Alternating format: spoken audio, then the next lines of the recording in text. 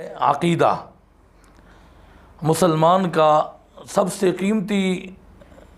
जो असासा है वो अक़ीदा है। मैं तारीख़ इस्लाम जब सुनता हूँ और पढ़ता हूँ तो कुफ़ार भी हमेशा यही आपस में गुफ्तगू करते थे कि मुसलमान अक़ीदे के नाम पर लड़ता है, अक़ीदे पर अपनी जान कुर्बान करता है। अक़ीदा ही उसकी अहमियत और उसकी असलियत है, और वो मुसलमान को ख़त्म करने के लिए, उसकी ताकत को ख़त्म करने के लिए वो जो है अक़ीदे पर हमले करते थे, अक़ीदे को ख़राब करने पर मेहनत करते थे, अक़ीदे को ख़राब करने पर वो मुख्तलिफ़ झूठ घड़ते थे और मुख्तलिफ़ एलची बनाकर भेजते थे ताकि मुसलमानों के भेस में वो सलीबी और ईसाई वो जाकर उनको अपने आप का मुसलमान ज़ाहिर करके उनके अक़ीदे को ख़राब करें।